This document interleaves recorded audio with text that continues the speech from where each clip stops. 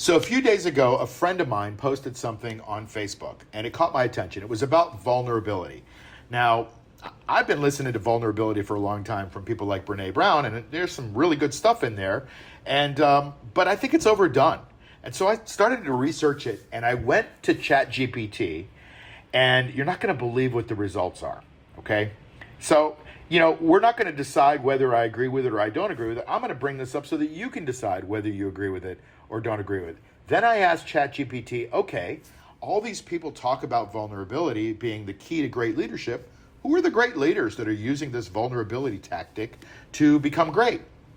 And you're going to love what they come up with. But I'll leave that for the end so that you can decide. Here's my premise. Things get hammered into the culture, and then they become like fact. And we don't question because everybody parrots the same thing. And Brené Brown is a great speaker, and she put out a book called Daring Greatly, talking about how important it is to be a vulnerable leader. And all that stuff is really cool. But I think the word vulnerable is the wrong word. I think instead of saying vulnerable, just say great leader, right? Because these vulnerability tactics that are all part of this word under this umbrella are all just concept. First of all, they're common sense, and they're concepts that have been time tested for years and years about leadership in business. It's just repackaging. And then it's regurgitation of all the articles. So give you an example. The top 5 articles, 4 of them are from Forbes and Harvard Business Review, like 2 from each. So what they do is they take this concept and they rewrite it a couple of times so they can get clicks. And then all of a sudden everybody's like, well, it's Harvard Business Review, it's Forbes. And all of a sudden this has become like the accepted thing. I don't care if it's accepted or not. I want you to decide if you think it's accepted or not. There's some cool stuff in here.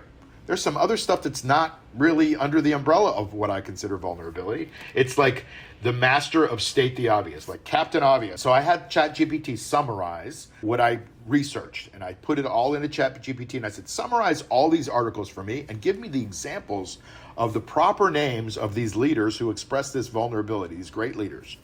And that's what it did. And so it came up with the top 10 things of vulnerability. And I got to tell you, I agree with them. I just don't think they have anything to do with vulnerability in a lot of them. So let's start with this. Openness to challenges. Leaders must acknowledge and share the challenges they and their organizations face, as this openness inspires employees to give their best effort. Well, yeah, like if you're running a company and you don't acknowledge the challenges that you face, like we got a competitor, guys. You think at Apple they're not looking at what Samsung's doing? Do you really? Do you think that Apple's not looking at what Huawei is doing in China? Like, do you think that Tesla is not looking at what GM and Ford is doing? Like, of course leaders must acknowledge and share the challenges that they and their organizations face, right? If you have a shortage of labor, what are you going to just not talk about it? Like, duh, that's an obvious thing. That's not vulnerability. That's bleeding. That's talking about business. Number 1, I don't agree with number 1, openness to challenges. Let's go to number 2, avoiding hyperbole in communication. When discussing challenges, leaders should use specific, unemotional, and factual language to encourage productive action rather than fear. Well, this one basically refutes the concept of vulnerability because it says you should use unemotional language. Be factual. Don't talk about feelings. Well, I kind of disagree with it in that way because I think you need to be acknowledging what the realities are. So be factual. Have some feelings in there a little bit. If you're upset about the fact that you got a competitor that lowered their price, you got to talk about it. Be factual about it. There's no problem with that. But avoiding hyperbole in communication when discussing challenges, I don't know. You can avoid hyperbole, but you can also use hyperbole to fire people up. That's leadership. So I'm not sure I agree with that even falling under the umbrella of vulnerability. And in fact, it goes against what the whole concept of vulnerability is. Number 3 is expressing gratitude. Appreciating employees when they embrace a leader's vulnerability and contribute ideas is crucial. Well, yes. Like if you're a leader and you don't appreciate your people, if you don't express gratitude, which is one of the most important concepts as a human being that we can have because it crowds out negative emotions. If you don't have gratitude for the things that have made you to what you are, like you're not going to be a good leader and people are going to see that. So I agree with this one. You've got to express gratitude. You got to appreciate employees, but that's not being vulnerable. How is expressing gratitude being vulnerable? Thank you so much for doing a great job. See how vulnerable I am? There's just no connection. It's under the wrong umbrella. It's good leadership. It's not vulnerability. All right, number 4, honesty and authenticity. Vulnerability involves being honest about personal and professional struggles, leading to more authentic and relatable leadership. Okay, fine. You want to be honest and authentic in all of your dealings, right? This is not like, you know what, today's the day I'm going to be vulnerable, so I'm choosing today to be honest and authentic. No, that if you're a liar and you're not authentic, you're going to be a lousy leader. Nobody's going to follow you. Think about our politicians. Like, think about the people that lead our institutions. We don't believe half the stuff they say to us anymore. Even the health people that have been telling us some things for the last several years, a lot of those things are turning out to be wrong, and we all believed them. So now, next time they say that, we're going to scratch our head and go, well, you know what? Maybe I'll use a little common sense this time. Maybe you won't. Maybe you just go along with them because you think they know more than you. But I think you should question. So yes, honesty and authenticity, but that's not vulnerability. That's great leadership. Encouraging psychological safety. By being vulnerable, leaders create environments where employees feel safe to express themselves, leading to improved performance and creativity. I can tell you this. If you run a company and you don't include everybody in the discussion, even the quiet accountant person in the back or the nerd who writes your programs or whatever, you're not getting all the input. So good leaders go out and get input from all of the people on their teams. This is not some revelation where you're being vulnerable by getting input from everybody. By being vulnerable, you create an environment. I don't understand what being vulnerable means to creating an environment. It means asking the people on your team who you hired and who you value what they think. Asking the customer service people, what are the customers saying? What do you think? That's good leadership. That's not vulnerability. Sorry. All right, leading by example. Well, duh, I'm not going to even go into this. Like, leaders must model vulnerability, showing that it's safe to share struggles and stand up for personal values and beliefs. I don't know about the vulnerability part in there, but you want your leaders to lead by example. You want them to show that, look, I'm going to go and charge. Think about all the great generals and the people that have led us over the past. They're not sitting around crying, because they got an arrow in their arm, right? They're pulling the arrow out and they're going out and leading, right? The vulnerability has nothing to do with that. But the leading by example part, I totally agree with that. It's just not vulnerability. Number 7, cultural shift in perception of vulnerability. There's a growing acceptance and encouragement of vulnerability in leaders, seen as a strength rather than weakness. All right, if you define vulnerability as the narrow thing where you say, I'm willing to admit my mistakes so that I can grow from them, I totally agree. Like, that's what the vulnerability is. The vulnerability is the cause. It's not the effect. If you have vulnerability as the cause that leads you to take a decisive action, you're showing leadership. So whatever you want to call it, now I agree with it, right? But if you just say that it's the fact that you're open to admitting your mistakes and you just sit there and dwell on your childhood, like, come on. That's not leadership, guys. Just because you shared that your father beat you when you grew up, I'm sorry. You're not leading anybody with that example. What did you get from that? And how are you going to choose to make yourself a better person? And what makes you a leader that people will follow as a result of that? That's where the vulnerability stands in. So I can kind of see that. Building trust and connections. Vulnerability helps in building deeper, more trusting relationships with team members. Okay, I guess if you're a soft person and you show your human side, that you build more trusting relationships with team members. To me, that's you're human, and that's good leadership, right? But it's not so much vulnerability, but I'll give them that one, all right? Embracing growth and learning. I don't even have to read this. It doesn't have anything to do with vulnerability. It has to do with like you want to grow and learn. Is because you went to grade 1, 2, 3, 4, all the way up to grade 12, is that because you were vulnerable? They made you go to school. You were vulnerable? Like, you want to go to college and learn. Are you vulnerable because you're going to college? Sorry, it doesn't fall under the definition for me.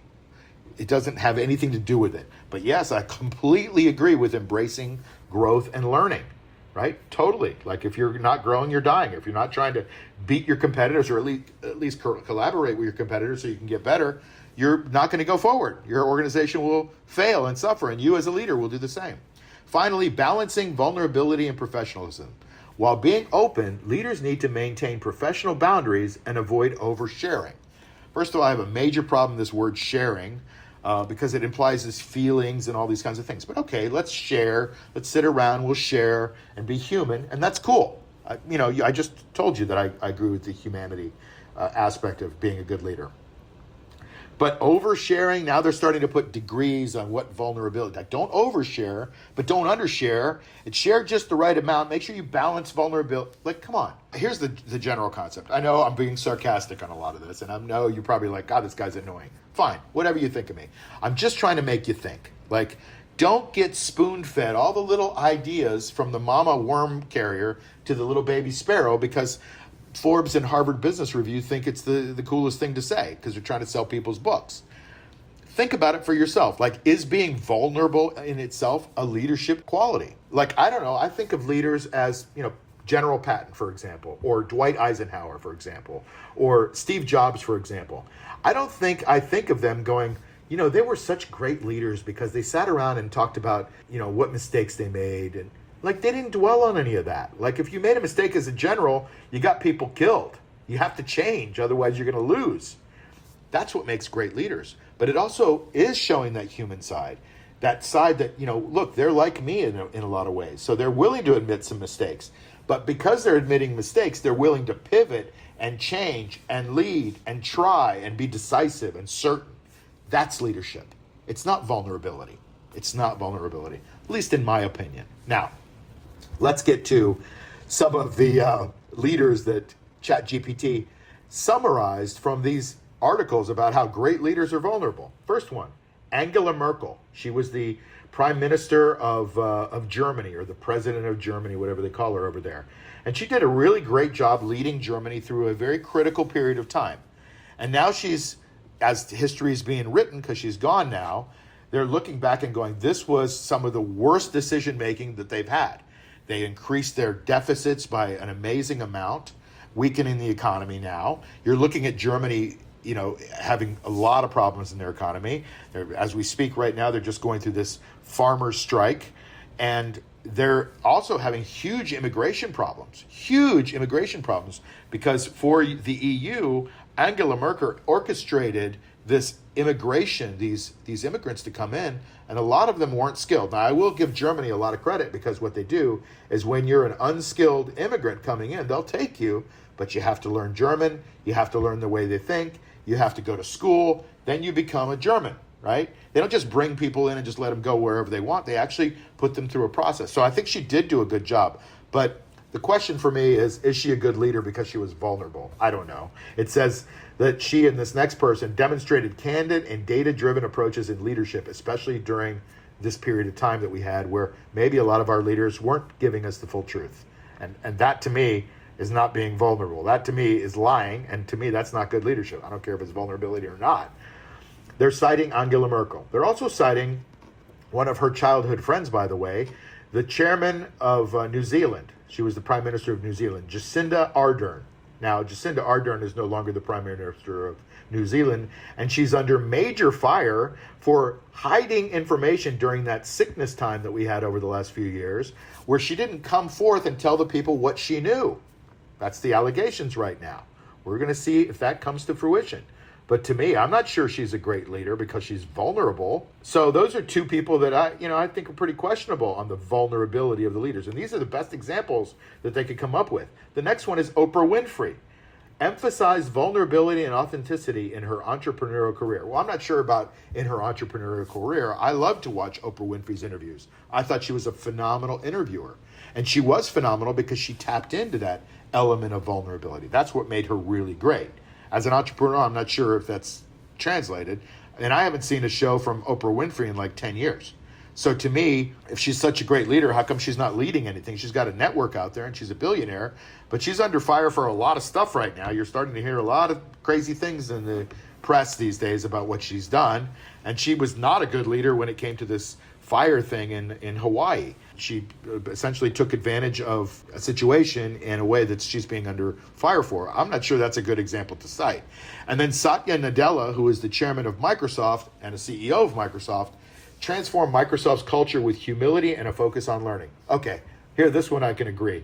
He came in after Steve Ballmer, who did a horrible job running Microsoft for a long time, and he transformed Microsoft's culture. Okay, and if openness and vulnerability is part of how he did that, well, then I have to say the results speak for themselves. Microsoft is one of the most valuable companies in the world, so he did a great job. So they get one. 1 out of 5 so far, 1 out of 4. And then Howard Schultz from Starbucks. He opened up about his challenges and vulnerabilities during Starbucks' decline. Well, he wasn't there during Starbucks' decline, right? He left the company, Starbucks tanked, and he had to come back in and fix it. It's not a vulnerability when you come back and you go, hey, my predecessor sucked. Let's don't do what they did. Let's fix what they did. That's not vulnerable. That's leadership. And that's what I'm trying to get you to, guys, is I want you to look at what I'm saying here and say, there's some truth in some of the things that he says. All of the things that they cite as vulnerability are leadership qualities. They are qualities of great leaders, but they're not because of vulnerability. I think we put the wrong label on it. I think it's a marketing gimmick, frankly. Maybe that's what you need these days is everybody's a soundbite, so you've got to give them a marketing gimmick so they can understand the subcontext of what you're talking about. To me, this is not vulnerability. This is not vulnerability. All right, so all I want you to do is think about it, make your own decision on whether you buy into Brene Brown's concept of vulnerability and all the parroting that's gone on over the last 10 years since she's written her book, or if you kind of think, well, isn't that obvious? Like, don't we want to be good leaders because we have some of these traits? And sure, the movement itself on vulnerability has allowed us to open up and be a little bit more human, and we want that. But I do think it's a marketing gimmick. Anyway, what do you think? Write in the comments. Tell me what you think, man. You're probably going to tell me that I'm an idiot, or some of you may agree, or some of you may just start thinking about it. Either way, I'd love to hear from you. I know it's a little bit controversial, but sometimes we have to think for ourselves by being controversial. All right, thanks for being here. Take care. You've been listening to the Wealth Architect Podcast with Mark Yegge. Follow us on iTunes, Spotify, or wherever you get your podcasts. Like and subscribe on YouTube. Share and tell your friends. See you soon.